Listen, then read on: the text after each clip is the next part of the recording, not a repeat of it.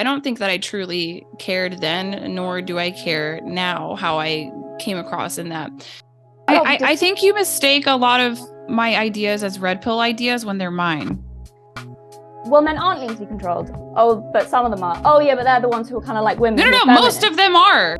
What that means is that you're saying that all women who wouldn't use wording like submission to describe their relationship with their husband are uncaring wives who don't value their husband. So if I'm saying like I've primarily been bullied by women, you could sit here all day and say, oh, well, maybe it's just you. Was it just me when I was like 5 or 6? Was it though?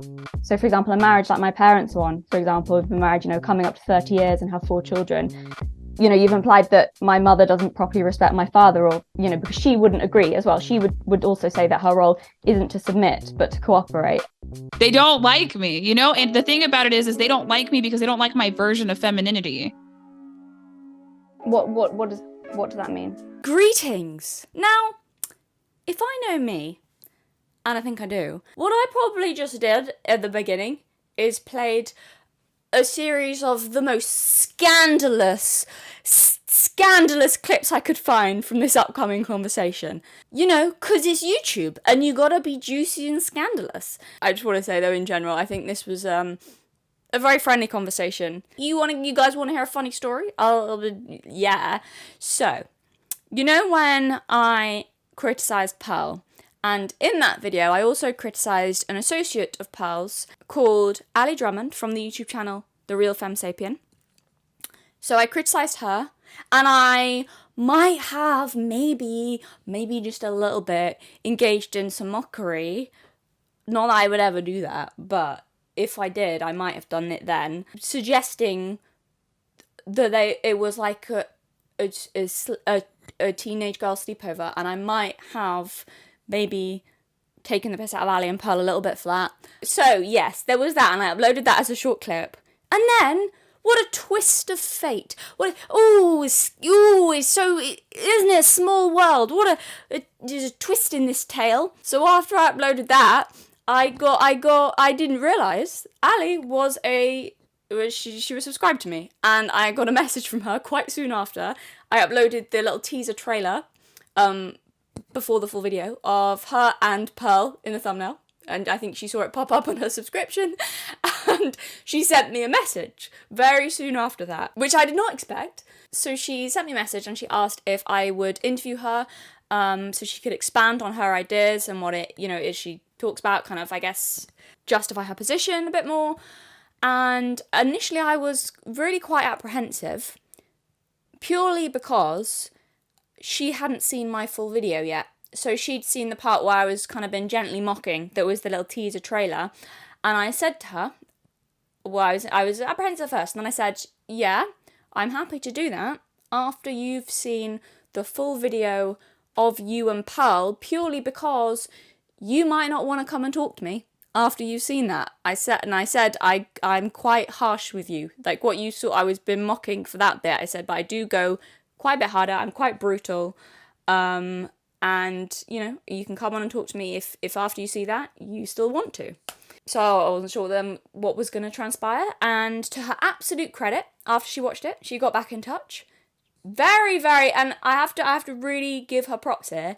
She's been a really great sport about this the whole time. She's been really, really graceful about everything. She's been very mature, handled it very, very, really, really well. We've had some very friendly conversations behind the scenes before we did this. It's been very, very civil and friendly. I would say, not just civil, but I think we've had some really great actually chats before we did this.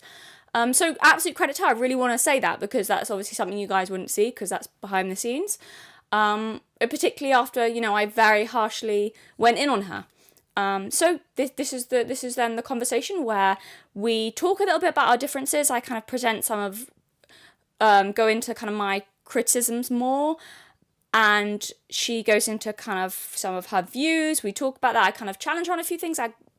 From a point of view that I want to understand where she's coming from, and I think it's a really interesting conversation.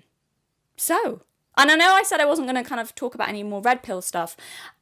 I don't think this counts necessarily just because it's not in the same kind of highly critical way. I think it's a productive conversation.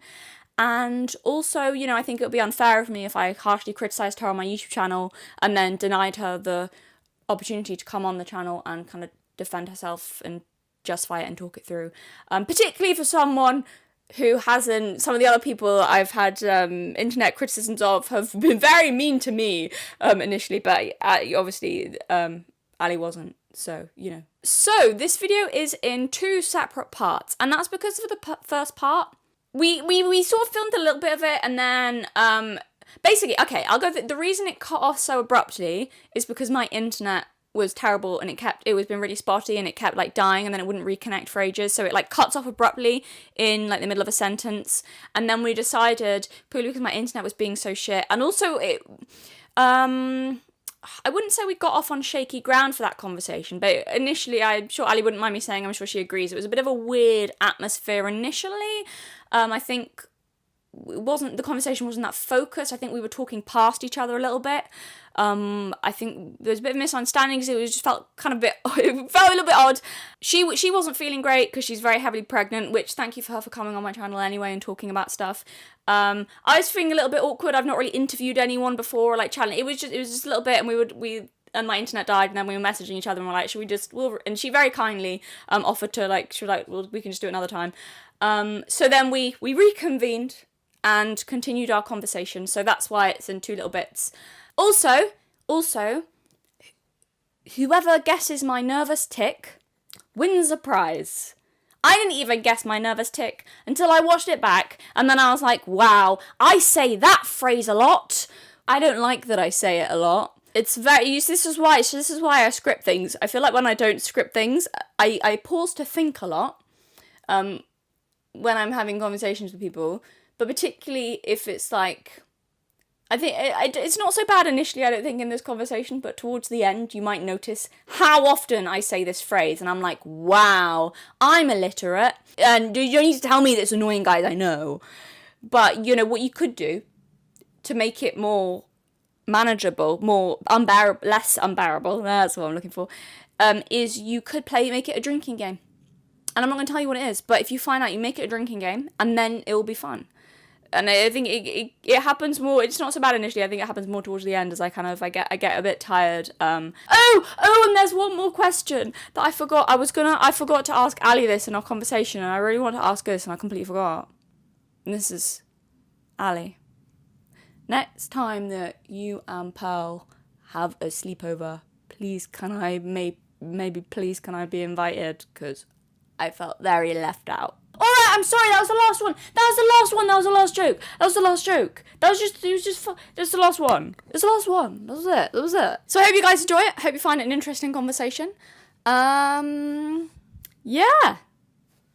Cool. Bye.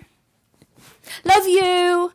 Oh, I actually hate when YouTubers say that. Kisses. Ooh, kisses. Bye. Kisses and hugs. Love ya.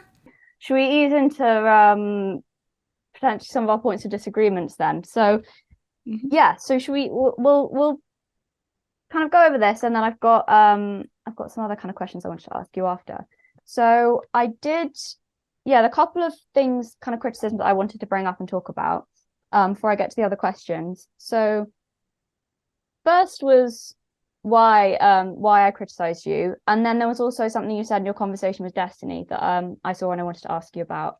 So so the first one, in my video on Pearl, where I also mentioned you, so my main issue was, so there was a video where you were responding to a comment from a woman. She was another stay-at-home wife, and I don't remember the exact wording of her comment, but she said something about how you don't have to be submissive to your husband to have his love and respect, and that while she and her husband have different roles, they consider themselves equal partners. And you didn't like this comment so much, and you did a short video response. So can I ask, what was the intention behind that short video, and do you think you conveyed the message in the best way? I don't know if I convey the message in the best way. I don't think that I truly cared then, nor do I care now how I came across in that. So the thing about it is that when women are talking about relationships, and we're all guilty of this, I don't think we realize the connotations of what we say. So I talked about submitting to my husband, which is my own path that I want to choose, but it's an element of romance. I don't want to be equal to my husband because I want to be able to romantically look up to him. We can be different in our own regards and we're of equal importance, but we're not equal by design. You know, he's a man, I'm a woman, but women who push back, I think they might be much more petulant behind the scenes because they're fighting so desperately, so hard to be the exact same as their husband. And that to me doesn't make any sense. And then it also implies that you don't look up to him. I mean, if you think about it, if you're seeing equally, what is there to look up to? So that's what I mean by women kind of tell on themselves. And when you unpack that comment, when you look at the connotations, you can see the implications. It's the same thing when women talk about motherhood is the hardest job on the planet. Why are we calling it a job? This is not a job. This is a vocation. This is something that we get to experience that we should be grateful for. And granted, there's going to be some bad times and not some enjoyable things. And there's going to be some fun times as well. But it would be objectively to the parents that don't regret having children, a lot of them would regard it to be worthwhile. So you'll see that, or a woman who comes out and says, oh, you know, I love being a mom, but you know, they're fussy. So they're just telling on themselves. So this woman who's commenting, going out of her way to engage on TikTok, which I don't even think healthy people engage in TikTok. I'm rarely on TikTok. She's going out of her way to say, I don't submit to my husband. Also, we're equals. So if you look deeper. Do you not think that you're projecting a little bit? Because I mean, I would say that a lot of people, when they talk about equal, so when I hear that, and I think that's probably because of the history of civil rights, I would assume that people are talking about equal value, not necessarily it means the same. So I would take that that's what people probably now, after all the rights movements, would assume that means. And wouldn't the fact that she is a stay-at-home mother already kind of imply that she did think her and her husband were different? That's a hard question to answer. So obviously they had to end up with some sort of gender roles in the first place because she's choosing to stay home. But there's like feminists that are married too. You know what I mean? But the point is that this is a woman who's going out of her way on TikTok to make sure that the world knows that she's not submitting to her husband, and to also make sure that the world knows that they're equal.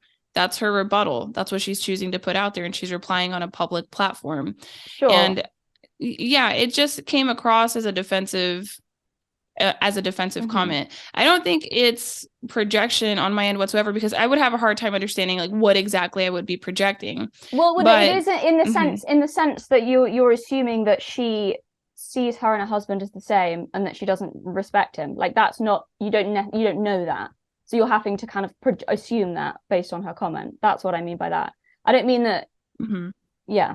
Can I just if I may, can I explain why I harshly criticized you for that video? So I'll explain why I kind of got quite mad at it. So in terms of, and then if I'll explain, then, you know, you can have your say and feel free to disagree, or, you know, say if you feel I've misrepresented anything.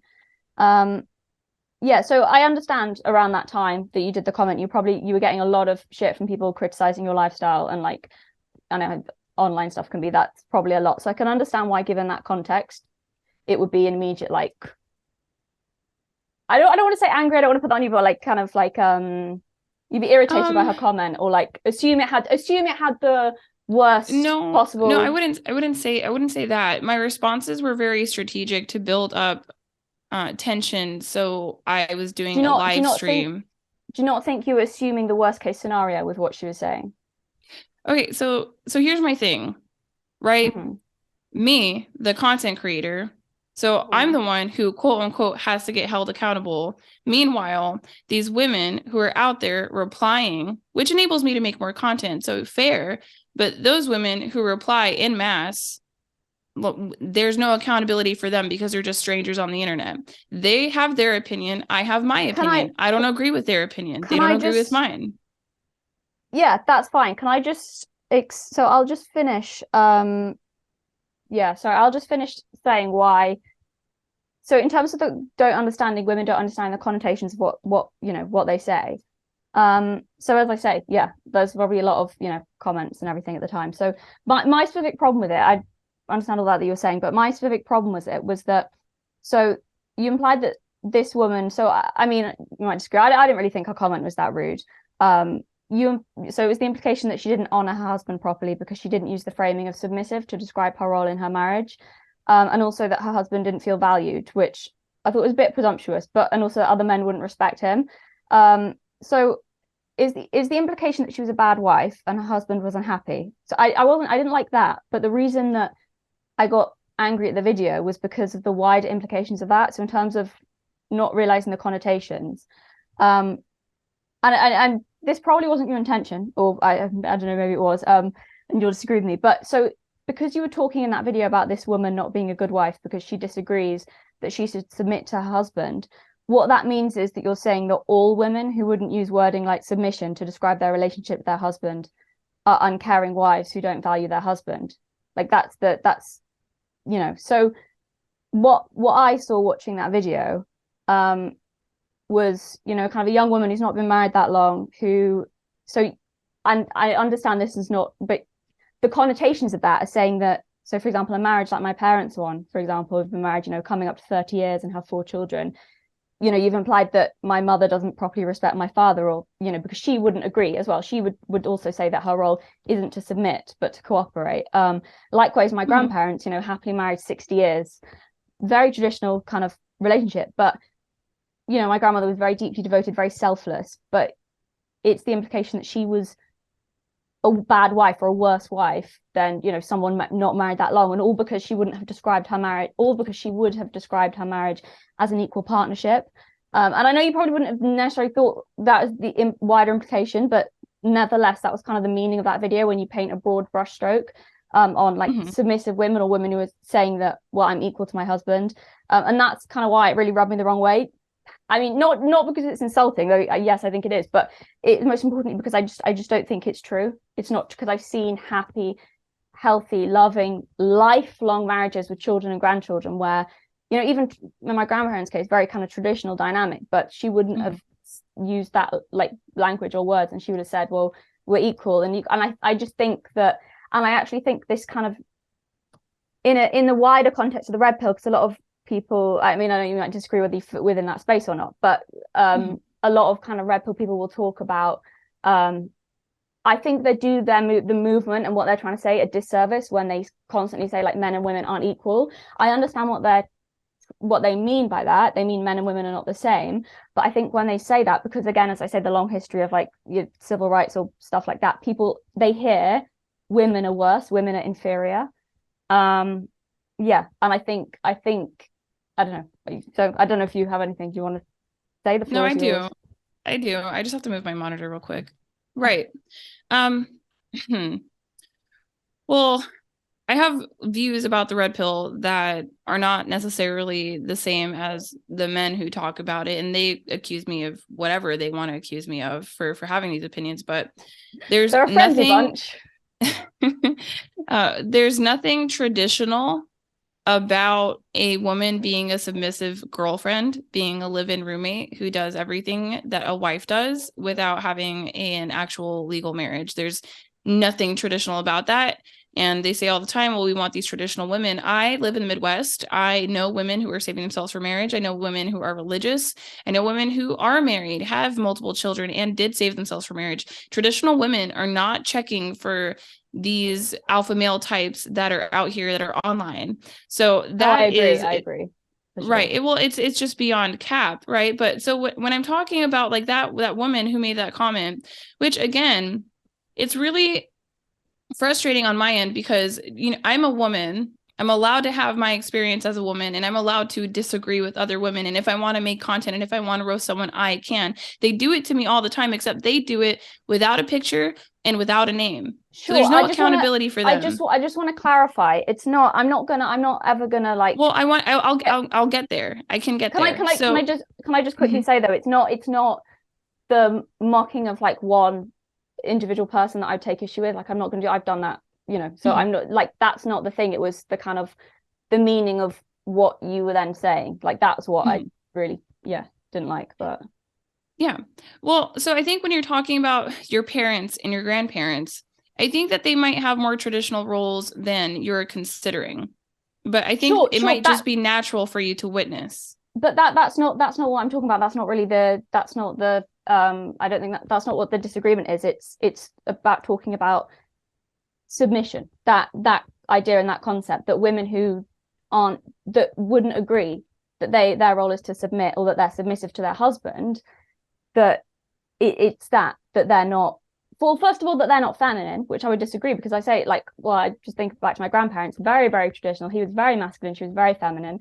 And they would have said we have an equal partnership, not in the sense that we are the same, but in the sense that, well, like you said, equal value, I'm sure you'd agree, but they also saw it as that they would take decisions together and cooperate, and that often, and I'm not saying, by the way, that model works for everyone. If someone wants to say that, I submit to my husband and that, that's fine. But it's saying that if you don't do that, then it's automatically a bad marriage, or that, that's the issue here. So it's not about them not having traditional gender roles. I'm not arguing against traditional gender roles. That's not really it's the submissive point.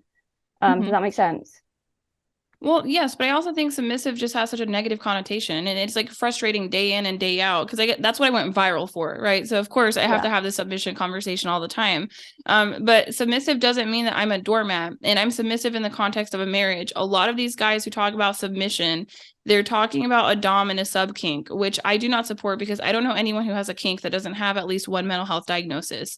I honestly think that there's something very off with that. I don't care what anyone says. Like, what is so great about being a submissive girlfriend? Are you coming for the furry community right now? Oh, yeah. Well, I mean, also, like, some of these feminists that are like super independent, and they're like girlfriends who are getting like spit on and choked, and they think that this is like sexual liberation. It's absolute nonsense. So that's like the kink side of things, that I think actually is what a lot of some of the red pill guys talk about without coming out forthright and saying it, right? And that's not traditional. So they can talk about that all day long, but what they're doing is a lot different than what they're asking for. That's one thing. But at the same time, some of this stuff is tailored to a viewer audience, but I wouldn't say that marriages where women are cooperative instead of submissive are bad. I wouldn't say that at all.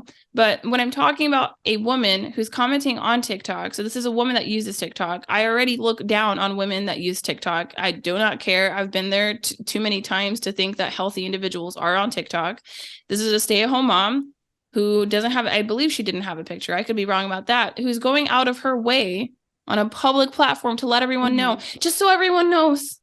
My marriage is not like that. It just seems like a lot to feel like you have to explain yourself to the general public to disprove someone. I'm not sure. I just felt like it was a bit much. And that entire shorts campaign was done on purpose. And I do have humor in my channel as well. I just dropped a satire video on April 1st. I'm actually quite proud of how that's performing. So I drop humor sometimes because women are very disrespectful online and in person, more so online, and they think that they can talk and talk and talk and girl bully all day long. Do you not think everyone's disrespectful online? I think no. Really?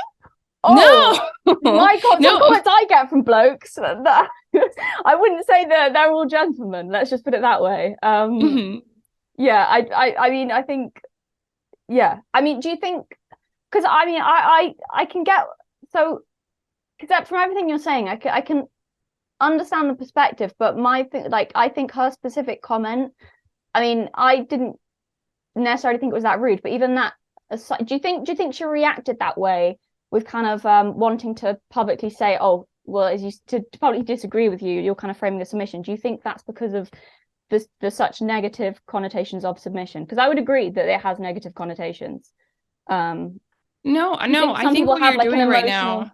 Right. I think what you're doing right now is applying feminine morality and trying to get me. What do you mean by that? So for women, what we have going. Hey, okay, yeah. So that's where the video cut off, and now it's going to go to a completely different day. But, it's a mystery. See, I like leaving cliffhangers. We could say I did it on purpose for you guys. What is feminine morality? Will we ever find out? What will the mystery be solved? Come back next time. No, I'm kidding. Probably won't talk about it ever again. Woo! It's a mystery. Good. Okay, so I'll dive right into it then. Yeah. So I feel a little bit like last time we were kind of speaking past each other a little bit. I think the conversation was a little bit confused, and I think that because I wasn't clear in sort of setting out defining our terms. So yeah, just to establish, and then I kind of ask a couple of things. So just to sort of, yeah, to be clear, kind of re-say, what's the other word? I don't know. Restate, reform, restate, whatever word you want. Like, yeah, I was like, restate, not, yeah, restate, that's it.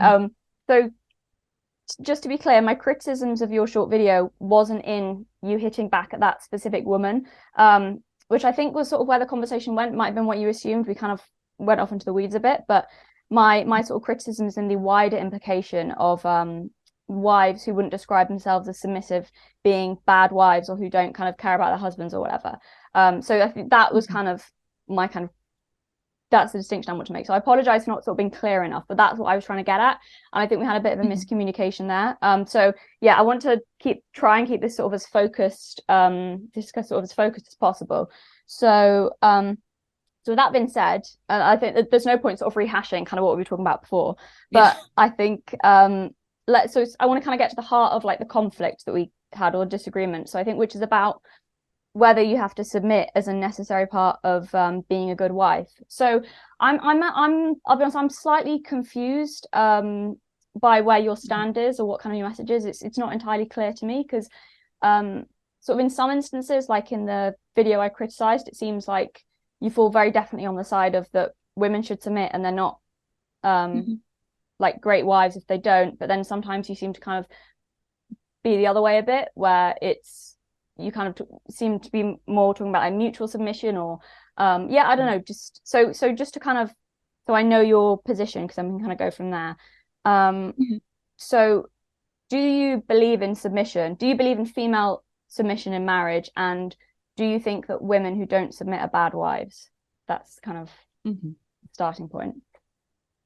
So the first question, I would say, yes, I do believe in submission in the context of marriage. I very much believe that. I think that's kind of what gets deviated from. And I would peg the red pill as guilty of deviating from that, as well as certain, I don't even know what to call them, the trad wives. A lot of them are not even married sometimes. So I see a lot of people trying to reinvent the wheel when it comes to marriage, and essentially advocating for submissive girlfriends to be live-in roommates. And is it true that if you are dating a man and he's going to be your husband and eventually the father of your children, would it be helpful to sort of practice submission and following his leadership as a girlfriend? Yeah, it'd be helpful, but eventually you do want that ROI as a woman. I mean, I would want that ROI. I would hate to be in that position to where I'm constantly trying to fit into this traditional role, but I'm not actually doing it because I can't even get him to take me to the courthouse. Right. So I've seen a huge deviation from that, but the red pill's not guilty. I would argue that that's probably an element of progressivism that has somehow reshaped and morphed into being considered traditional. There's nothing traditional about being a submissive girlfriend who's cooking and cleaning and paying half the rent. That makes absolutely no sense. So in the context, so as the second part, in the context of wives, then, do you think that women who don't submit are bad wives? I think it's possible. I think it's actually possible, because I think there's a female propensity to try to dominate or control men for reasons like we have a tendency to trend toward neuroses such as anxiety and depression. Do you not think that's, I mean, do you not think that's a human trait, that often people are like that you'll get a variety of people, men and women, who will try and dominate others? I think men are probably just as likely to try and do that to a partner. I don't think that's most men. I wouldn't say it's most women either, but do you not think that's people, if they've got that kind of bend towards doing that, whether it's through insecurity or something else, that they could, obviously then their intimate partner will be who they take that out on? So I don't think so. I think what you're talking about is absolute power corrupts, absolutely. But my perspective is more so when it comes to romantic relationships. I think women seek to control men more. And I think it just has to do with... Why do you think that? So, since true masculinity, I mean, I think it's unsettling for a lot of women. I mean, we have the lowest testosterone we've ever had in men before. And there's things about men simply being men that are tough to socialize with, especially if you're attracted to a successful man. Agreeable men do not become successful. These are men who have the ability to say no and walk away from certain dealings in business and strive to show their competence. So when you're dealing, well, I have to be able to kind of take it to completion, but this was not misunderstood by Gen X women. They dealt with men who had higher testosterone, who had to prove themselves, who had to go and actively show themselves as dominant in order to get female mates. And that's something that's been lost along the way. I think I would say probably definitely in the 2010s. I think the 2000s is when that was a shift. So if you're a woman and you're in a relationship with a masculine man and you can't control him, it just can be anxiety provoking. Right. So I think that's why we have a tendency to, okay, we're either going to pick a man that's a little bit more docile, or we're going to take the masculine man and then try to tame him, which is, I think that is probably what most women dream of because of its prevalence in literature and art, like Beauty and the Beast. We look for this masculine beat. Yeah, go ahead. Sorry, I was, because there's a few interesting things I kind of want to say there. So initially I was going to say I disagree, and I do, but I kind of agree in some sense with the taming thing. And I think I would say that's actually slightly different from control, but I think that happens naturally. I mean, isn't it that once a man gets married, his testosterone drops, and then it drops again when he has children, to kind of, so it actually like naturally happens that he's kind of, he's less likely then to take risks, which makes sense. And I'm pretty sure that's true. I hope I'm not just talking out my ass here, but no, you're correct. Yeah. But it's not about marriage. Yeah. It's about cohabitation with a female human. So my point being, I think there is something natural there in that women have, whether it's, I think they do, probably there is an element of trying to tame a man. I think that happens naturally though, whether they're trying to or not, like just biologically seems to happen. There's obviously like good reason for that. Would I say that's women trying to control men? I think some women, I wouldn't say in general. The thing I disagree though is on women finding masculinity unsettling. I think for sure when men are kind of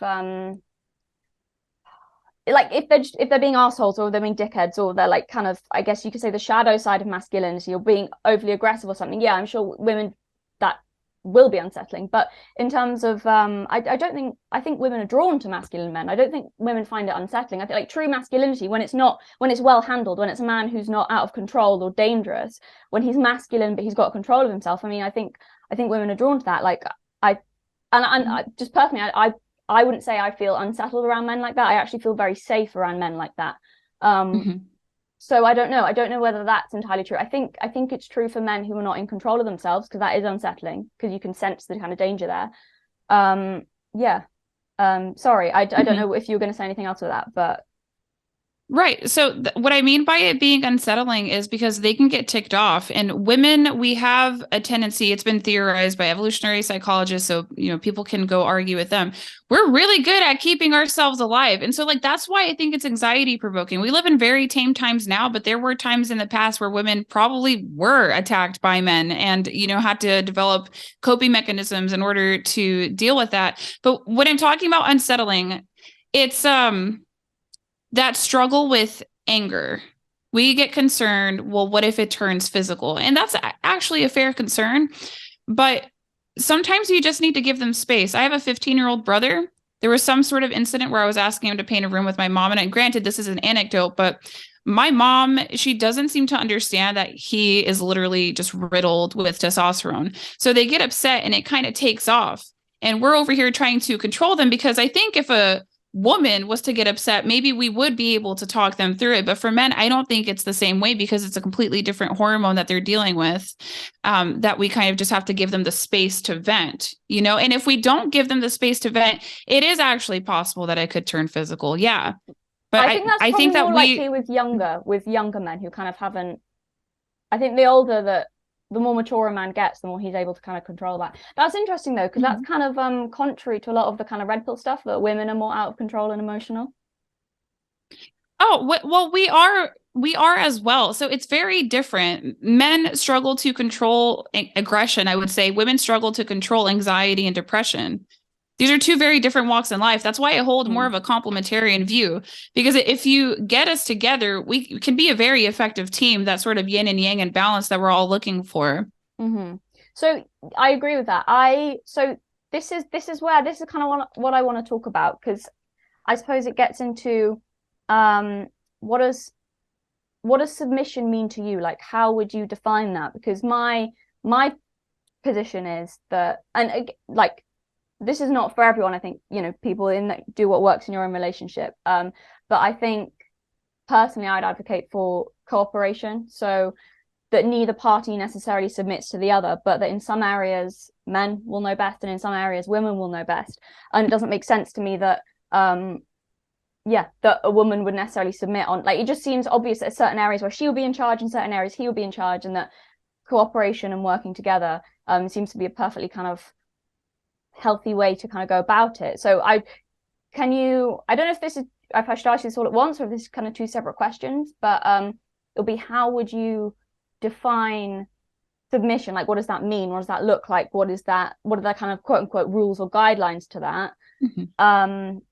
And what was the second part? I've forgotten. Oh, and can you, that was it. Sorry, that. And then I suppose as part of that, can you make the case to me that women should submit in marriages? Like, can you convince me? And that's genuine. I'm not being facetious. Like, make a strong case. Yeah. So I don't know if you want to. Oh, I don't know if I can make a strong case. I'm very much just, why don't you experiment in your relationship? And if it works, it works. If it doesn't, it doesn't. Because I'm going to be honest. Sounds very leftist of you. I know you don't mean it that way, but.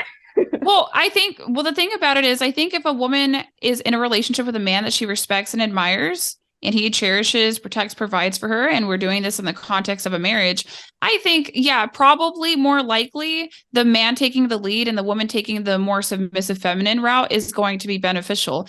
But you know what? Like, a lot of men are not comfortable assuming authority these days, and they are okay with being led by a woman. I mean, I don't think that it's romantic. I don't think it's sexy. I don't think it's comfortable. But if it's producing well-rounded children, I mean, sure. I've been in academia, so I had a lot of professors that had more egalitarian as possible. They had those sort of relationships with their wives, and they would take turns with chores. They would take turns with childcare, and the kids are well-rounded. But you know what I will say, though? I will say that the male professors seemed to be kind of ignorant of their social status or their own masculinity. These gentlemen were strong. These gentlemen had small, petite wives, and these gentlemen were financially well off. So it's like egalitarian, but you're still some sort of a masculine catch. So I saw that amount of denial. But I would say submission is acquiescing in a power differential. You can apply context to that, but it's just my preference to submit to my husband. And it's actually a concept that I observed in other women. I had no idea that it was an option. I had no idea that there was a word for it. But I also don't receive the word submission with a negative connotation. A lot of women do, but if you understand it enough, it shouldn't really be problematic, because we're all called to submit in different power differentials, right? So there's two, just in this conversation right now. So I genuinely like you. So sorry. Yeah, I'm sorry. This is probably not very professional for an interview, right? But I genuinely like you. I want you to keep the compliments coming. I'm fine with that. Yeah, well, you're articulate, and a lot of women on YouTube are just not. So, that is a shining star to me. However, so I want you to like me, right? So you actually have like leverage in this conversation, and then possibly potentially from your side, because my platform is larger than yours just based off of subscribers, even though that's a vanity metric these days, I could have the power in that context. And so, it could be one of us submits to the other depending on like how the conversation flows, but you're going to be submitting to someone no matter what, and no matter what social situation you're in. But the reason why I brought it up, or why I went viral for it, is because a lot of women don't understand that they're submitting to corporations when a loving, caring, masculine man who would love to provide and protect them would be willing to offer them financial security, and they rebel against that opportunity. That was mostly the point of the conversation. Okay. Yeah. Again, there's a few interesting points there. So first thing is, I'd agree that in lots of different social interactions with anyone, there's kind of a give and take. There's people, I don't know if I'd say submitting, but maybe like giving way to someone else, or there's that kind of going on all the time. But I would say that's almost kind of the point, is that what you described is quite fluid.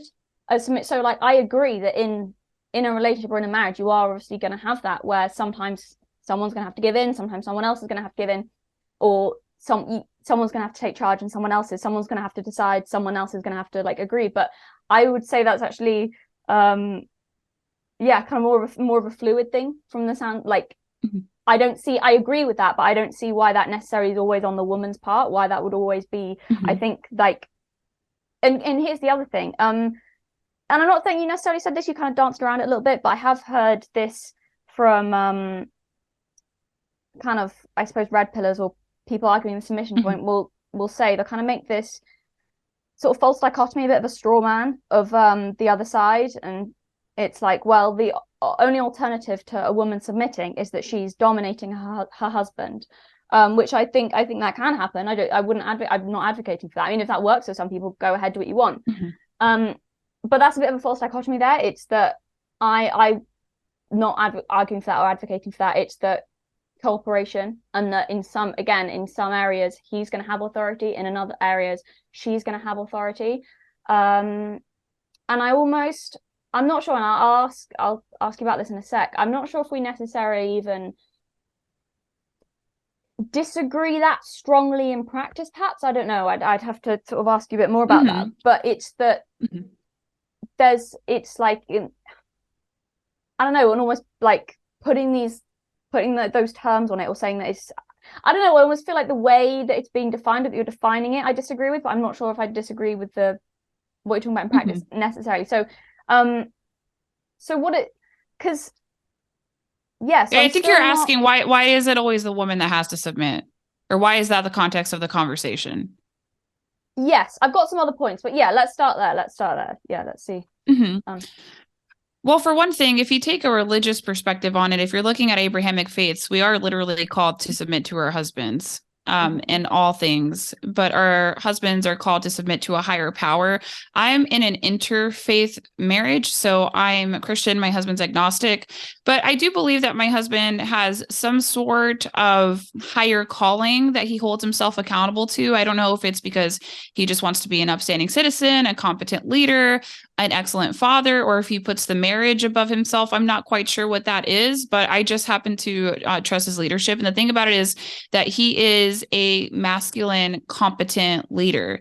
It's not tyrannical. I have a lot of input, but at the end of the day, you know, my husband does have the final say, but I'm completely okay with that. I think that there are some things, and I know people want to act like, oh, surely marriage is super easy. No, I think that there's just some things that you will not see eye to eye on. So who has the default decision-making ability in that situation? I trust my husband's judgment better than my own in that. Maybe he can see things, you know, that I can't, so he's checking my blind spots. Yeah. But I also think that for women, we have more of a empathetic reasoning. So we're looking for more what feels better. And it's like, what feels better might not be the best result in reality. So that's why I default to him. Yeah. There's always a few different lanes I want to go down. So the first, my first sort of question would be, do you think that, and I'm not suggesting that your marriage is tyrannical or anything. That's not what I'm saying at all. But in terms of, because you talk a lot from your perspective, do you think that while that might work for you, that wouldn't work for other women? So for example, I know your husband is quite a lot older than you, so that's kind of, he's got more like, so as opposed to like a young couple who are like, you know, like if they're both like in their mid-20s. So I'm sure it's definitely different if you're married to someone who's kind of had that world experience, and he, in some ways, he probably will know what he's talking about more than you will.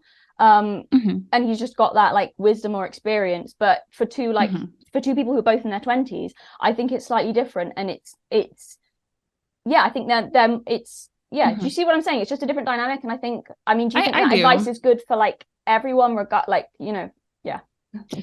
I honestly think more often than not, it will be good advice. I genuinely believe that, because I started to try to see who's been married a long time and actually looks like they don't hate each other, looks like they're still in love. They still give each other, what is it? PUA? No, not pickup artistry. What is it? PDA, public displays of affection. They're still touching each other, still romantic. And they genuinely look like they're still wanting to sleep with each other. So I started looking at those sort of marriages, because it's not just being married and having children. It's being married, having children, and having that be a fulfilling marriage. And I saw more often than not that there were traditional values instilled in that marriage. I have friends as well. They're, I believe, in their mid-30s, and they're atheists and they're anarchists. So they don't even have a religious undertone to the situation or the dynamic, but the wife still takes more of a feminine position, and the husband still takes that provisioning and protecting position. So I think that part of it is natural, because what's the alternative? Because the question is, does what worked in the past, is that more effective than what we're doing now in modern marriage? I think it's possible that it is. But that's a cop out for traditionalism, right? Well, of course it worked, because we can see that it did in past times. So it's not exactly innovative. But why don't we not throw the baby out with the bathwater and just see what we can borrow from past times in terms of intergender dynamics today? So I think just sort of going back a bit, I agree with, I think a lot of what you're saying is to talk in terms of like polarity or like there being romance. I agree that in a lot of cases, again, it's different for everyone, but that having like a masculine man and a feminine woman is probably going to be great for like your romantic life in a partnership. Yeah. But my like the point of disagreement is that I don't necessarily think that then translates to submission. So I think that you could have a very masculine man and a very feminine woman in their different sort of spheres. It's like the kind of correlation between that if she's not submitting, then she's no longer feminine, or it's like that I kind of disagree on. But so my other point that you mentioned, because you were talking about decision making. Well, I did want to say, like, your statement isn't bad. You know, if she's not submitting, then she's not feminine. There's reasons and positions that women would be put into where they would have to assume more of a masculine position. I think the red pill and the manosphere, they do get this particular aspect of it wrong. Yeah, I wouldn't even say masculine. I think that there are I think that in terms of like being in charge or leadership, I think that there's feminine ways that women would do that. So I wouldn't even say that she's assuming a masculine role. I think it's more like, I don't know. Without sort of going off into like all kind of vague, kind of undescribable things. I don't know if I want to get into this, because this is going to be difficult to sort of talk about. But I'd say in terms of I don't think it's too hard. In terms of like leadership, I think you describe it as that the masculine. I don't want to say men, but like the masculine leads, but femininity guides. I see that kind of distinction in like either leadership styles or how people kind of work together or go about things. It's like, even in terms of, I just kind of, because I talk about storytelling, like even in terms of storytelling, there's like that archetype of the wise woman who's giving like wisdom or advice, and it's more like guidance rather than a leadership would be like leading a group of men off. And do you see what I mean? It's like, I do. I completely agree with that. Yes. No, it's not that weird. I think you have an intelligent audience, and I think my audience has heard me have this conversation before, because I have a degree in anthropology. So the masculinity and the femininity dichotomy has existed through the majority of religions, through all history, through all time. So this construct, it can't be inherently made up. Like we've developed it in so many different metrics. But that's my point, is that it's not just possible, but happens often. I think that women will take on like a leadership or role of authority that it's not necessarily, it's not them taking on masculinity. I think that can happen where women take on a masculine role, or like a masculine way of leadership. I think my point is that it can be done, and often is done, like a feminine way. So, but what else I wanted to say, so because I can't remember what exactly it was you said, but you said something earlier about in terms of decisions, but I'll just ask you this actually, because I can't remember what it was you said. So do men make better decisions than women? Because that's what I think the conversation needs to be about, really. Well, okay. So I would say for the most part, yes, unless it has something to do with child rearing or social situations. I think men get hit with reality a lot harder than women do. And I can see this just because women taken the absolute worst advice. Oh my gosh. And I could break this down in terms of the whole singleness and childlessness of modern women. right? So we keep pushing certain narratives, and there's so many metrics, and we understand, at least social sciences can agree on this consensus, that women are fulfilled by child rearing, honestly, like for most women, right? And so we're getting such awful and bad advice, and it's leading us astray in ways that have never happened before. But do you think? Did you hear that ding? No, I don't know. Okay, good. Okay, good. Sorry. Mm-hmm. Do you think? I can't remember what I was going to say then. Do you think? We're talking about decision making. Do you think men get bad advice as well then? Because in terms of like single parents, a lot of that is fathers walking out. So it's like in terms of, you know, do men? Because my sort of point is that I think because I was thinking about this a lot, this kind of, and I've yet to hear really a convincing kind of argument for female only submission in a marriage. And I think I think what people are actually arguing, because it gets a bit confused when it's talking time submission, I think the actual question is, what it comes down to is, do men make better decisions? I think that's really what people are talking about. That's really the topic. Right. But I wouldn't agree with that. That like how would you measure that? What have you, like, how would you make that assumption that men in general make better decisions? So the one thing I would say is this comes down to having a masculine, competent leader. And I do not think that that is most men. But when we're looking at the incompetencies and the feminization of men, we do have to acknowledge that women are the statistical primary caregiver across all cultures.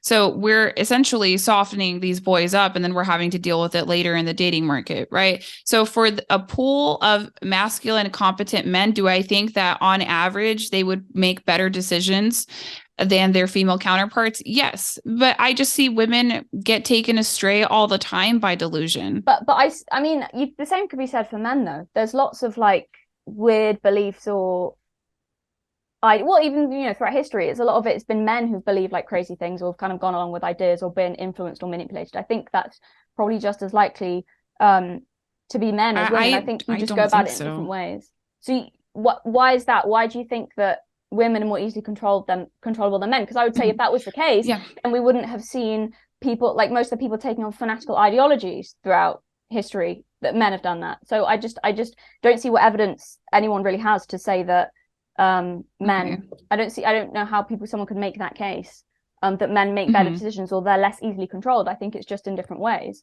I think a lot of men are very easily controlled. I think isn't it feminine men are literally feminine men. But it's a little bit of a cop out though to be like, oh yeah, men, no, it's not. no, it is, because to say, well, men men aren't easily controlled. Oh, but some of them are. Oh yeah, but they're the ones who are kind of like women. No, most of them are. Most of them are. So if we go back throughout history, then people who've gotten I'm not going like through. Hold on. Hang on. Wait. Just people have been taken away by crazy ideologies. You'd still consider them masculine men from the past. So I don't think. No, you're very difficult to follow. Hold on, because we've gone like 5 different ways. So I'm just like trying to stay focused, okay? Because I also want it to be good content for you, right? So you're talking about Well, I just want it to be good for you. That's all. Because we're just going like 5 different directions. So I don't think we are at all. I think that's definitely we that's relevant. I'm telling you, I'm having a hard time cognitively understanding you. Like I'm working extra hard, so I just need so to focus. We got derailed because of what we're talking about was do men make better decisions than women. So we got derailed because you said that the men that were kind of feminine men. But so even I mean, okay, so we'll leave that then to the side. But how no, I can explain it, but I have to be able to flesh out the idea is kind of the thing, because what's happening is I'm talking and you're hearing points and you're like, oh, I want to talk about that point. I want to talk about that point. That's cool. But I would just recommend opening up like your keyboard, because you're probably going to be able to type faster than you can write.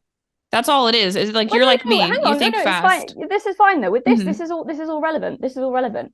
But it's the derailed because we were talking about we're talking about feminine men. But okay, so let's go back to I don't see how you can kind of how do you based on the evidence, how do you gather that evidence? How do you know that in general men make better decisions than women? And so you said it would be then very masculine men. Even in that case, so if you have, let's say, a highly competent masculine intelligent man, and let's say you have a highly intelligent competent feminine woman, I think in that if you're talking about, so if we're not talking about a masculine man versus like, I don't know, loads of crazy women who are idiots or something, let's, you know, sort of the man at the best of his ability and a woman at the best of her ability, how do you say that he always makes better decisions? That's easy. Yeah, hypergamy. Like aside from the red pill. I'm talking I'm getting there, right? So it's a simple answer, hypergamy. And that's not just from the red pill. That's also from psychologists and evolutionary biologists and evolutionary psychologists. A very intelligent woman is likely to choose a man that is more intelligent than her. So she's probably going to follow his lead and default to him anyway, because she's smart enough to recognize his intellect. But do you think that, this is my point, do you think men and women have different areas and different, like people will say men and women are complementary. Do you think you have different areas that we'll be more knowledgeable about? So even in a partnership, whether the man's more intelligent or the woman's more intelligent, they're often going to have different areas which are there, like they will be knowledgeable about, that they'll have more influence, like knowledge on, influence on, or guidance on. So that's kind of my thing with, I don't see how that kind of meshes with submission. Well, there's going to be times where a husband is called to submit to his wife, but this is often the narrative that women seek to justify. Well, why is it always the woman that has to submit? But I can humor the conversation because I think it's being made in good faith. I think a lot of women would rather take that position instead of just trying and seeing if it works. And I think that can be a hindrance to romance and their relationships. But if we're talking about context where a man would be wise to submit to a woman, there is something to be said about, you know, a masculine man who's very unwilling to submit to the fact that he needs to rest when he's sick and he needs to be cared for by his woman, and he's rebellious and doesn't want to go to the doctor. That's a common trope that I've heard. And that would be a position to where he needs to lay down on that couch and let his wife or whomever's in his life to just take care of him. Right. So that's an element of submission. There's other forms of submission as well, to where women can advise a man socially and say, you know, I do not have a good feeling about this individual that you've been working with or that you've been socializing with. I think that they have more nefarious intentions than you can really tell. And in that case, yeah, I mean, that's something that's happened in my relationship when I'm giving social feedback to my husband. It's just probably the bigger decisions, the real world impacts that are going to put the family in danger, it probably is best left to a masculine, competent man. So that's interesting, because I agree. I think women are probably in general better at reading people. I think so in that scenario, if she's saying, oh, I don't trust this person, or I think maybe you shouldn't associate with them. So what happens then? What if he says, no, I think, you know, what does she then defer to him if he says, no, I've decided that this is what we're going to do and I am going to continue doing this? So well, you're gonna, yeah, you just kind of just let him do it, because here's the thing, like, you can't control people. You know what I mean? Sure, and if you're just trying that works both ways then. Oh, yeah. So that's the other thing about submission, is you have to have the power to defy. It's supposed to be a conscious decision to follow that man's lead. If my husband told me, I don't want you to travel alone by yourself going to XY party with whomever you're going with, you know, I could say, okay, and leave it at that. Or I could just do it anyway, right? I have the ability, the economic power to do that. There's power in submission. It's just soft power. Because a lot of what you're describing, I don't necessarily disagree with, but to me, that sounds more like cooperation, because I don't see how that differs from two parties cooperating with each other as opposed to one party submitting. Because submission implies, if it's not mutual cooperation, if it's, well, female submission, then that would imply that, okay, but that means that then you wouldn't defy. If he's making a decision that you disagree with, or you think is wrong, or you know is wrong, female submission implies that, well, you can bring up disagreements and you can say, I don't think that's a good idea, but if he says we're doing this, and that means you have to do it anyway, I think that would be very unwise. But I just disagree on that point. I don't think that it'll be unwise, because if you, in hindsight, right, did anybody die? Did anything major occur? It might have been, but that's the point, because you don't know. But maybe. Well, but that's not a competent leader. Do you see what I'm saying? But even a competent leader is capable of making mistakes. Like, so are wives. Of course.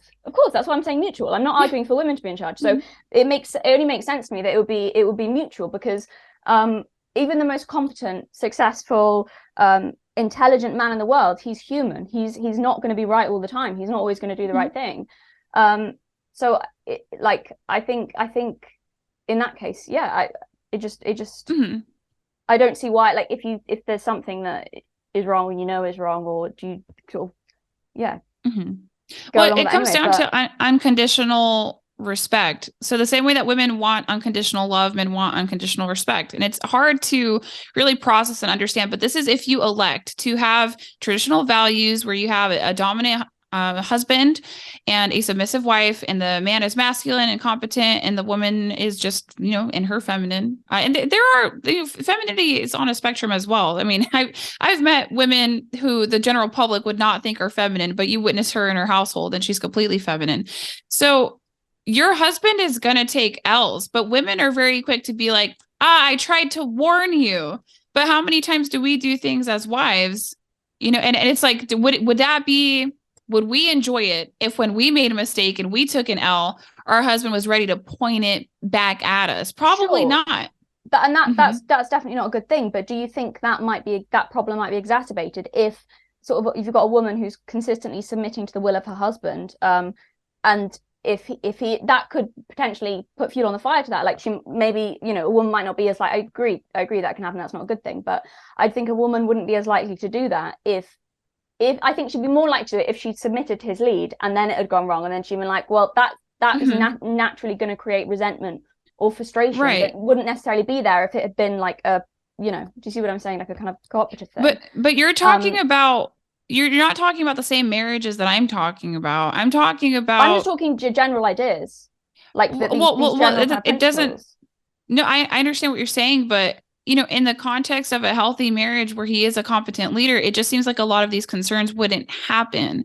There's good seasons of. You brought up the bad marriages. You were talking about the women who were throwing it in their husband's face. That's what I was responding to. So yeah, that's what we were talking about. So I think I have to define bad marriage. I think what you're describing is a woman who just chose a not very good man to submit to. And that's a risk. It's completely a risk. That's why you have to be wise and exercise discernment. Submission is not for every man. I don't believe in submitting to men in general. I think that's absolutely crazy. And I think sometimes that's how that principle can get contorted. But I don't know those other guys. I have to know that you are the authority on the matter. If you're a plumber coming to my house, I'm going to defer to your authority and your knowledge because you're an expert. I need your help. If I have a male mentor or if I have a male professor, I'm going to submit to his authority and his guidance. Or if a man is a better entrepreneur than me, or he's been in business longer, social media longer, I will submit to him. But to any guy out there, absolutely not. That doesn't make sense. Mm-hmm. Yeah, but it requires discernment. Mm-hmm. So on the woman's part. So I wanted to ask, because I hear this argument a lot from rad pillars about women's kind of emotions, or you didn't say emotions, but you said women's empathy sort of getting in the way of them making rational decisions.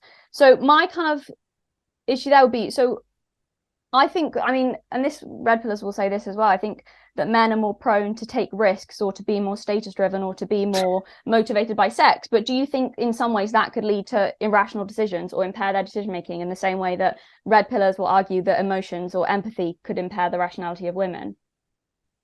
Mm-hmm, absolutely. But I think that a lot of men who actually are masculine and are seasoned, so probably mid-30s and older, they would agree to that as well. I've talked to lots of men of varying ages, and I try to talk to men that I believe have good character, especially if I'm interviewing them on the platform, if I'm socializing with them in real life. They can completely admit that they were led astray by their own hormones and urges and emotions in the past. There's consequences for that, right? Mm-hmm. And I know we like to look at things a little bit differently. One example is, I'm willing to forgive somebody making a foolish decision to have a child out of wedlock once, because you know what? Some of us just get hoodwinked, whether that be man, whether that be woman. But if we're going to talk about somebody who has multiple children out of wedlock and they're sucking at relationships, whether that's a man or a woman, I would look at them like a buffoon. So if we're talking about I think you're talking about how there's a lot of pandering that happens to the red pill when it comes to like male incompetence, right? And it's not every platform, but I have seen it. Whereas no, I think that the baby daddy with multiple baby mamas is just as ridiculous as the baby mom with multiple baby daddies. I genuinely do. I get what you're saying. It's not necessarily that I'm saying about, it's more that on the decision-making point, on the men making better decisions than women, because I'll often use the emotions. They're not anymore. They're not, but I'm not sure that female leadership is the best default answer, though. No, I wouldn't say it either. But I think people working together. I think it's that men have a lot of. I think it works better when you've got those kind of, I'm going to say masculine and feminine, whether that's men or women or whether that's just those two kind of point of views or attitudes. I think probably things always work best when those are working together in harmony. The kind of push-pull, the kind of keeping each other on track to make sure, because I think, to just keep it balanced, and probably would come to the wisest probably course of action would be, I think, probably through something like that. I don't think women can submit if the power dynamic is too unbalanced. I just think they simply won't do it. I think eventually push comes to shove and a woman will leave. I think we are wise in that way. And we have a lot of social safety nets that will get us out of that bad position if we utilize them. What do you mean? Are you equating that with submitting with staying in a relationship? I'm a bit confused by what you mean there. So if we're talking about a woman who is forcing herself to submit, I actually don't think that women can. We have too many options. We have too much freedom right now. So if a man is just like completely incompetent, I think we're just very likely to just up and leave. And I don't think that has to be a good thing or a bad thing. I wouldn't necessarily use the word submit. I guess my argument is that submission cannot be forced. It has to be natural. So that's what I think leads to harmony. But from your perspective, I think because maybe there's a negative connotation on the word submission for a lot of women, I think that you just disagree on that resulting in a harmonious dynamic.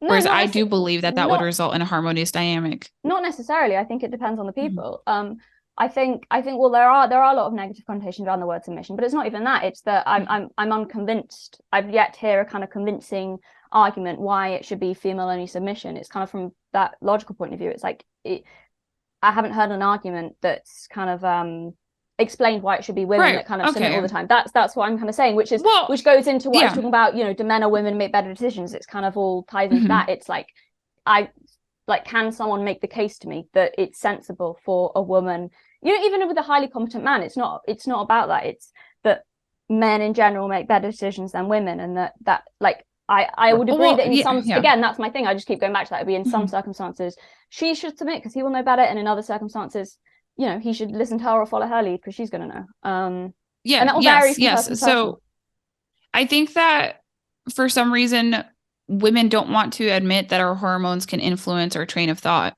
And I know for a fact, for me personally, it can. I've heard from other women, and I think that this just has to do with things being so entirely out of whack. We don't experience womanhood completely. So being in your first trimester, a lot of women can testify that they have not really felt mentally coherent. And in the third trimester as well, a lot of women believe the second trimester has like, right. But hold on. Right. Well, yes. And and that's a reality. So I think women are just not willing to say, you know what, my hormones probably really do skew my thinking. And you can compare it to a menstrual cycle as well. But I don't think that makes us dumb. No, I agree. But I think that's the problem is that we hear that and we're like, oh, like she's too silly to make a decision for herself because she's menstruating or she's pregnant. But those are the times that you want to defer to a masculine, competent leader. I don't disagree with you. I agree with you. I think, you even said it earlier. You were talking about young men and hormones and getting completely out of control. I think, So my kind of thing is, I don't think that's specific to women. What I find odd is when people it's like specific to women, that women, train of thought is derailed. It's like in some ways, but in other ways, like we've said, whether it's men more prone to take risks or driven more by sex or like to get violent or out of control or like I don't even think that people like that are going to impair their rationality or like train of thought or been able to like be completely objective. That's probably one of my biggest disagreements with the red pill in general.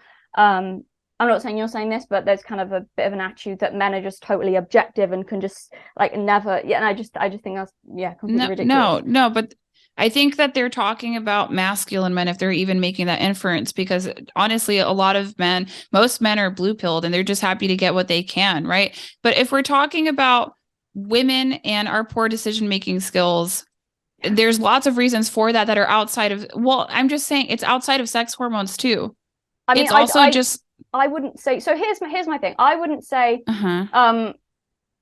like women's poor decision making skill. I think that like I don't know how you would make that kind of statement or prove that, but my thing would be, I think that men and women make decisions differently. So this is just from what I've observed, and I could be totally wrong, and then maybe there's a study that's going to disprove this. So I agree that men and women make different kinds of decisions. So from what I've seen, I would actually agree. I think men probably, and I could be wrong, but I think men probably make faster decisions. And yeah, faster, and find it easier to say, there's that whole meme of, oh, my girlfriend can't decide, like, or where do you want to go for a meal? Like, I don't know. But I think that's true, that men probably make faster decisions, even to the point where it's become a meme that women kind of take longer.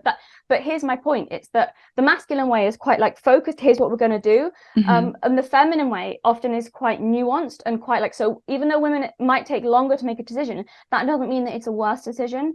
It's if they're balancing out different things, like, oh, I'm not sure about this, I'm not sure about this. And now for every person, not just men, but like every person needs kind of a balance within themselves. I think that they need to be able to, cut through all the smoke at certain points, but also need to not be blind and to weigh everything up. And that's what I mean in terms of masculinity, femininity. So I don't think you could say that women make worse decisions. I think women just make different decisions, and I think we probably take longer to make decisions. And is that a bad thing? Sometimes it's a good thing to take longer, and I think you need both. So that's kind of my point. I think I don't see, I haven't seen a convincing case that kind of women make worse decisions. Well, you would have to not believe, and I don't even know how to say this. There's probably a blank slate bias that a lot of people have, that they really do think that we think the same, act the same as a species. We do, sure, but so this is my point. That. Like, right? I that's awesome. Hold on, I'm trying to answer your question. There are studies that show that women favor egalitarianism, that women favor, I want to say communism, but it really just comes down to like communal living, communal policy. And women are more normative, right? So if a group is telling us that this is the best decision, because we are more, and I genuinely believe this, I would say that we're more evolved for survival and we're the physically weaker sex, we are more likely to be agreeable, even to things that might harm us, to inviting wolves into the hen house. We see it all the time. I see it more specifically, I want to say with the left, when we're inviting biological men into women's spaces where we are actually physically vulnerable. And we don't think about that. Or there's other examples too, to where women genuinely think that it's in the best interest of their child to validate, I want to say, gender dysphoria or hormone treatments. Like, these women think that they're doing the right thing, but sometimes there's long-term consequences later on, that we're just more concerned about fixing the emotions of the here and now, being safe in the here and now. And that's what I'm talking about when it comes to decision making. And I'm not even talking about, I very rarely talk about your average man, because to be honest, I could care less. I'm not trying to be mean. Yes, do they run society? Are they out here? Are they bricklaying and sustaining the infrastructure? Yes.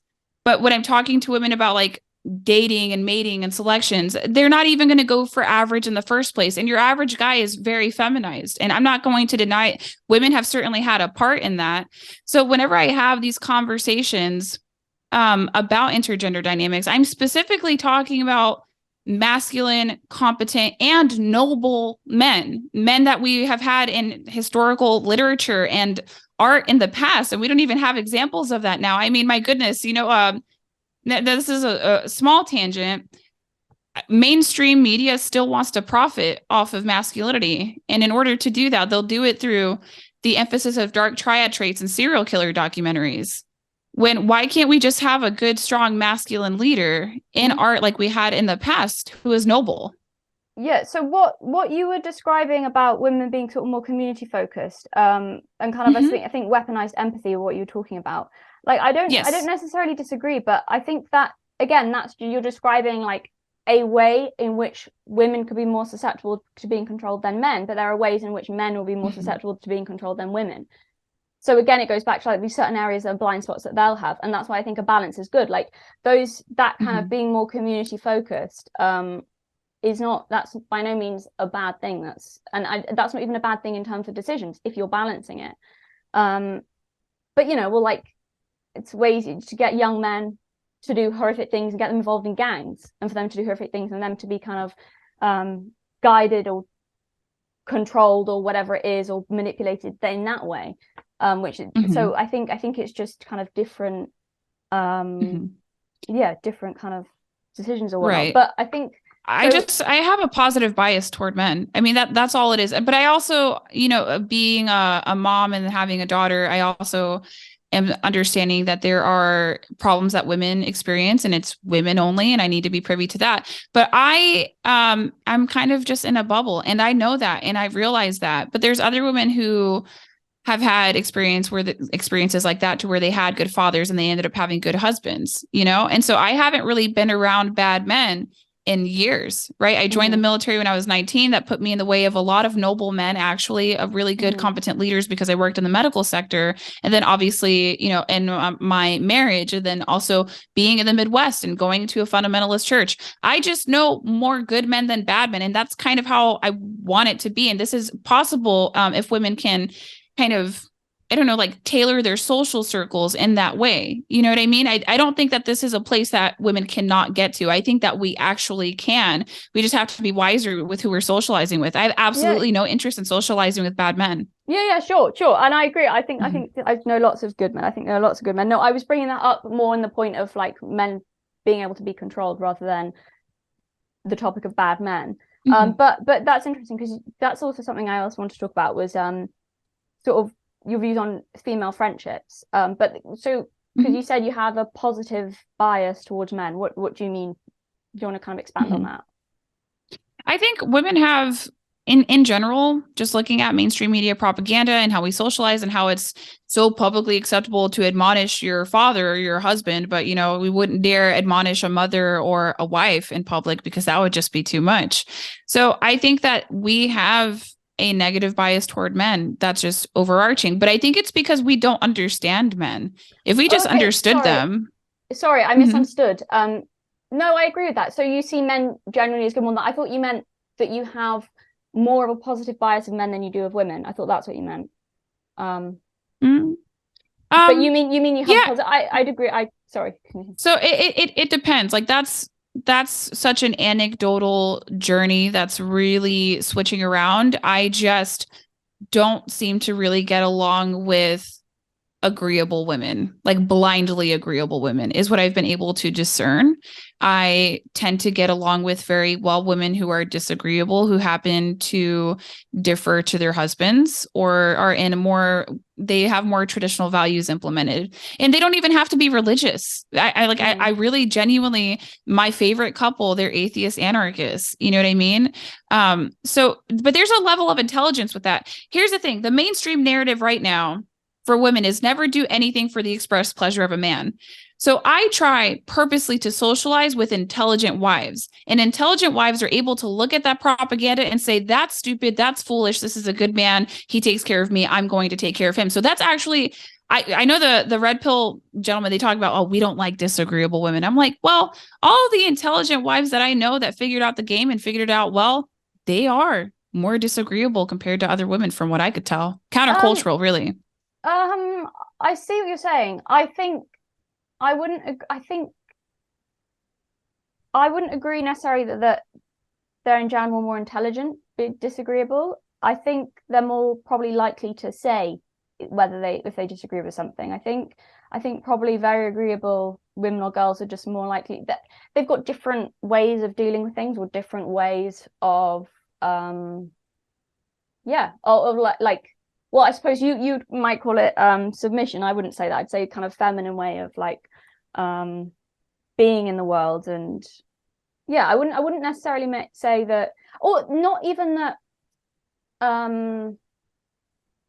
because I see this point. I see this.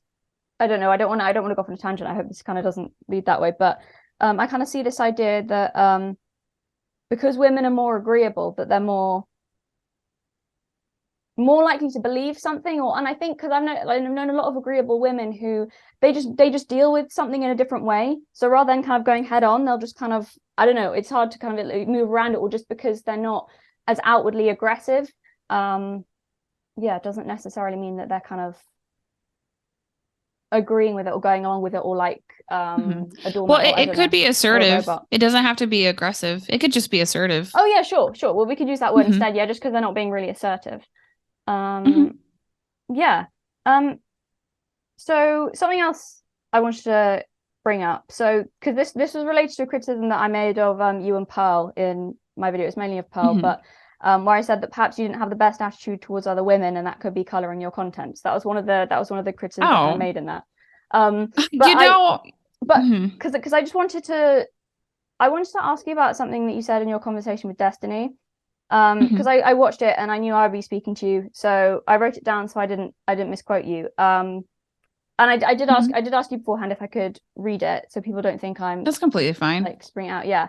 But I want to talk about it because I think there's actually a few like interesting things in here.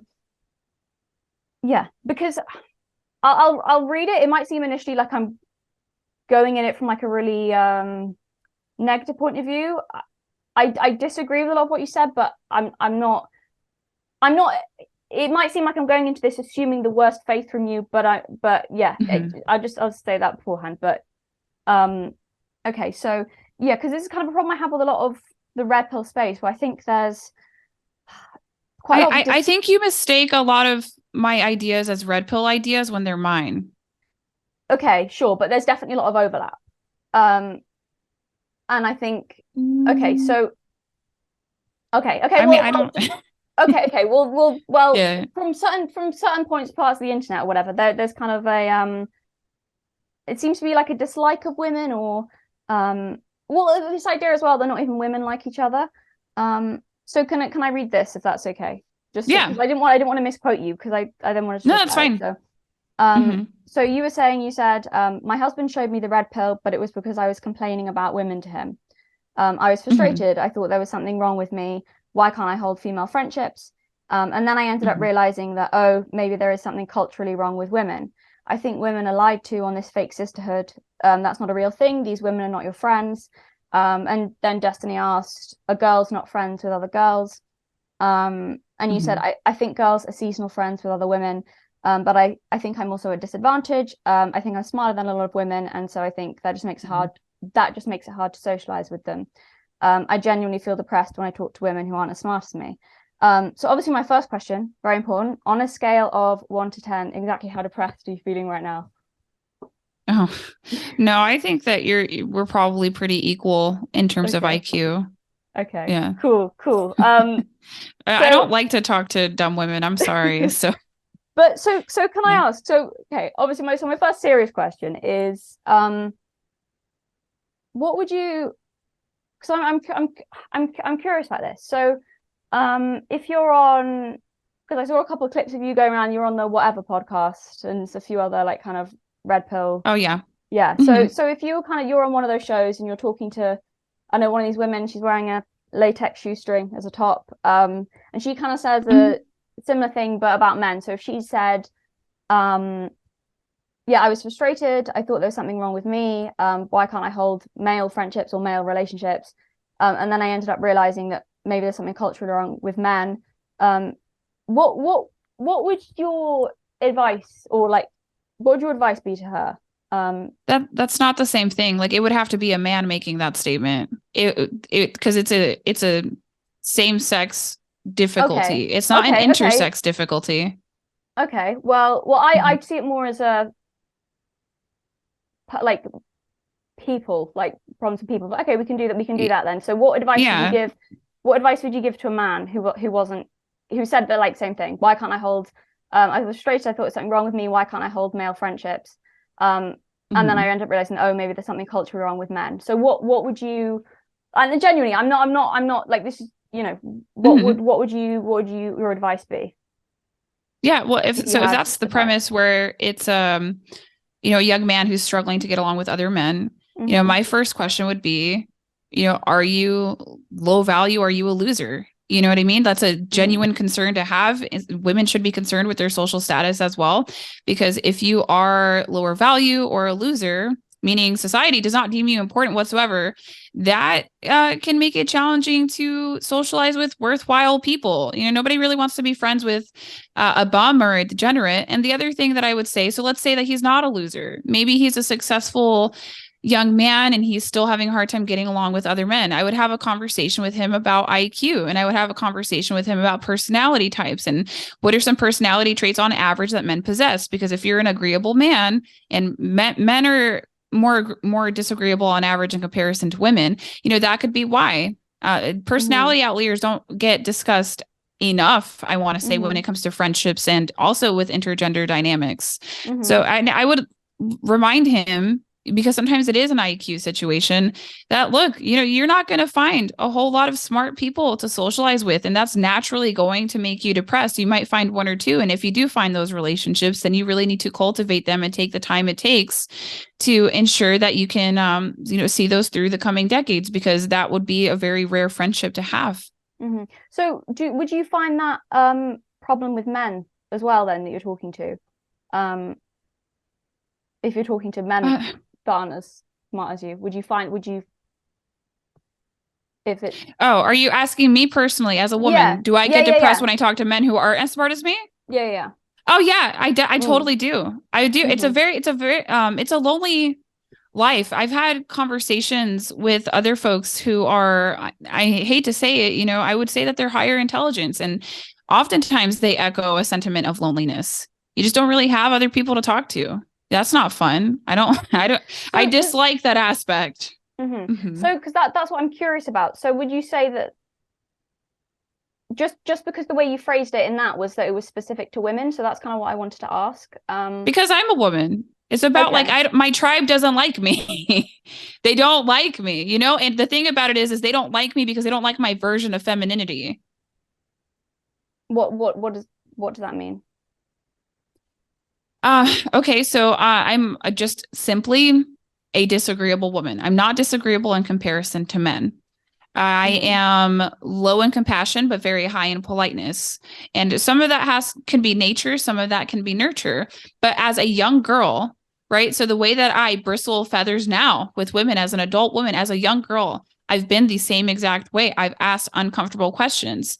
And as you know, being more in a vulnerable state as a child, even grown women would bully me, adult female teachers, and that's entirely inappropriate, right? But that's my own personal individual experience. I would say that there's other women that are personality outliers, and they could be intelligence outliers, but I would say the intelligence thing is not as common as a personality situation. There's some girls that just don't fit in with other girls. You know, does it bias my content? No, it has made me more aware of the capabilities of female malice, because women are more prone to that indirect aggression. So if I'm saying like I've primarily been bullied by women, you know, you could sit here all day and say, oh, well, maybe it's just you. Was it just me when I was like 5 or 6? Was it though? You know, sometimes it's just somebody's walk in life where they're not going to identify very well with their same sex demographic. But to put it. Yeah. No, I'm genuinely want to talk about this topic. I'm genuinely curious about it. I'm not having a go at you. Because I think, because I'd say one of my sisters has a similar personality type. She's highly disagreeable.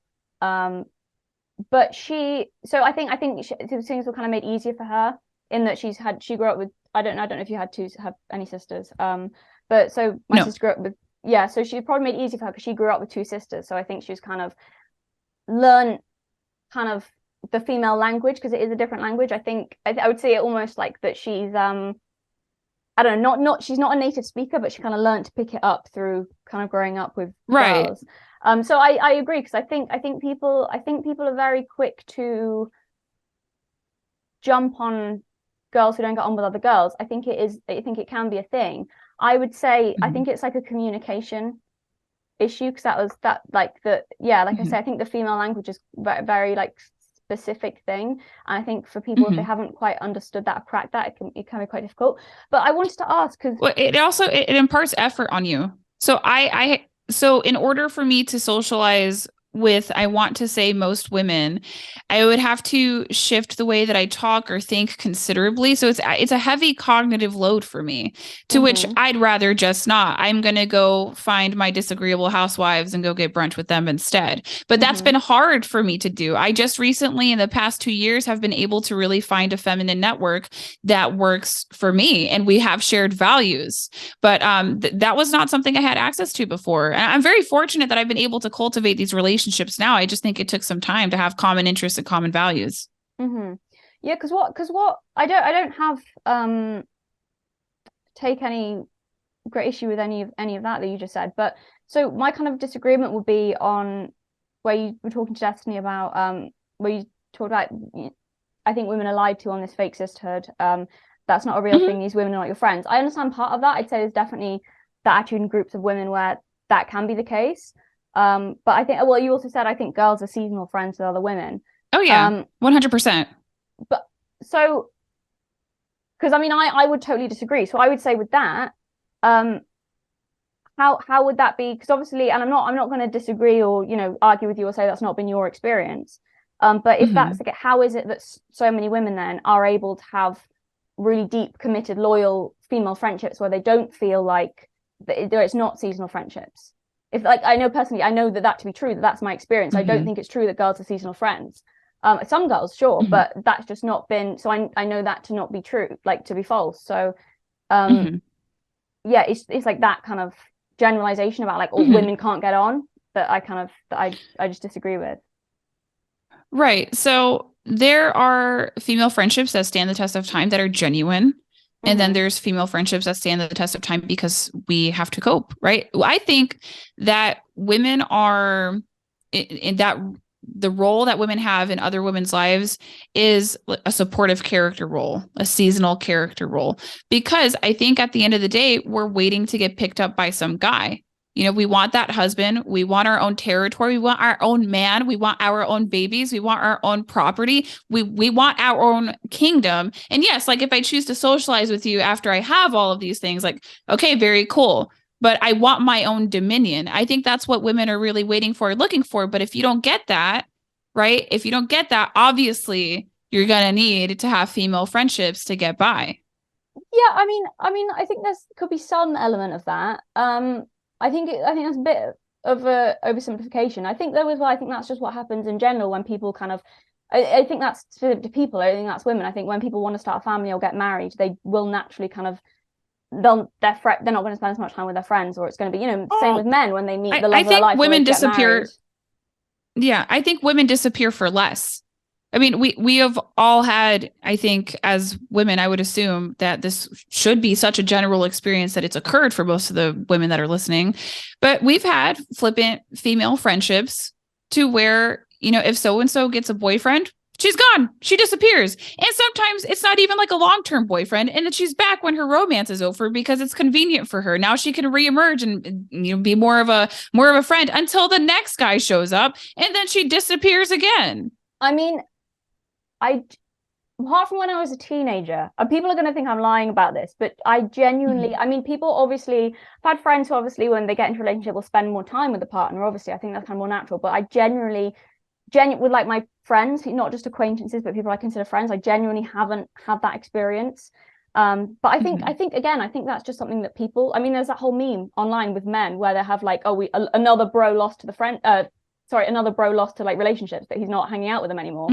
So men, I think, have that kind of experience too, where, there was that funny video where they had like a fake funeral for one of their friends because he got a girlfriend. Yeah. So it's stuff like, I think it happens. I think that just, and I'm not going to disagree that there aren't like frivolous or shallow women who are seasonal friends, but I just don't think, I think that men in different ways can also be disloyal friends. And I think there's a huge amount of women who kind of are like, who can be friends. It's just I would just kind of want to ask you about that, because I kind of wanted to get a gauge of like what your belief or your point of view was on that, just because I just see that kind of that narrative a lot, that women just don't like each other or can't be friends. And I don't know, I just find it quite sad, because I'm like, I think I think like female friendship is a really like wonderful thing. I think women can be really like supportive and great. But But yeah, that was just they can, but do they often choose to? No. Do most people choose to? No. I don't think that, people have.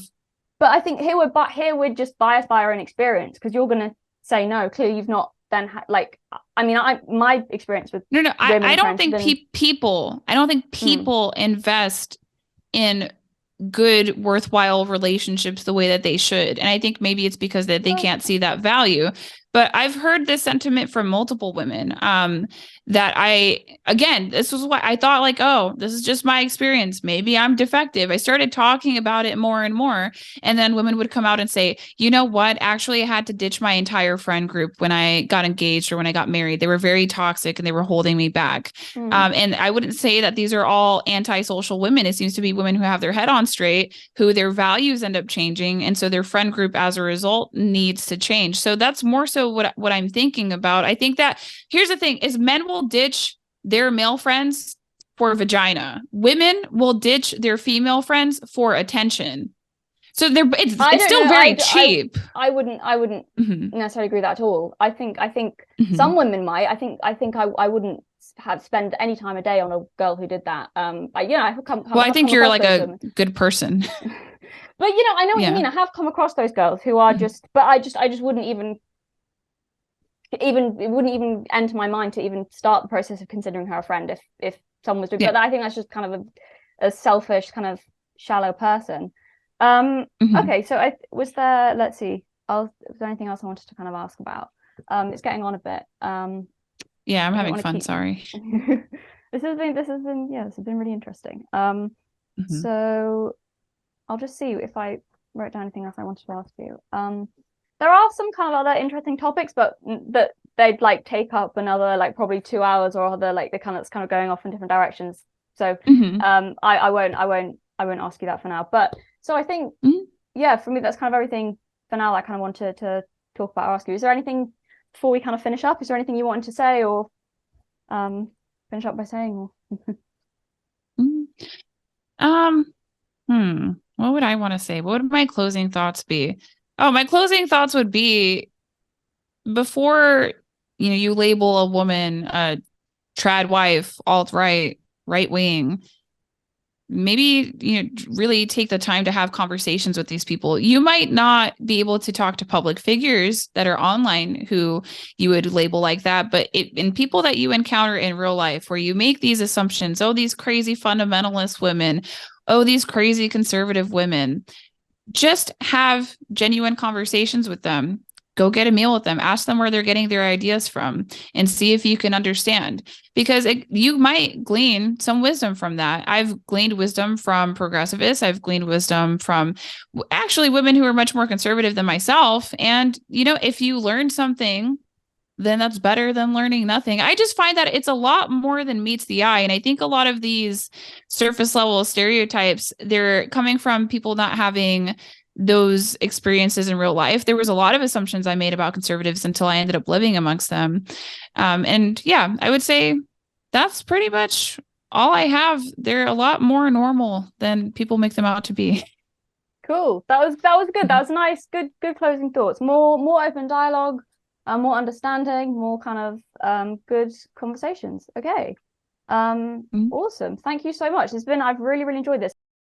Okay, no, I just have to add this bit in. I just watched the intro back, and I was even saying I don't even want to say nervous tick, because I don't think it's nervous is right, but it's when I'm thinking of, I think, what I'm gonna say, or I'm saying it. I don't even know I'm saying it. How do I do this? How do I not do it?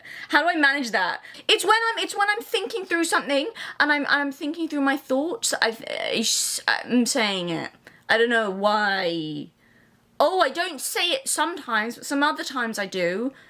Oh, damn me, this is annoying.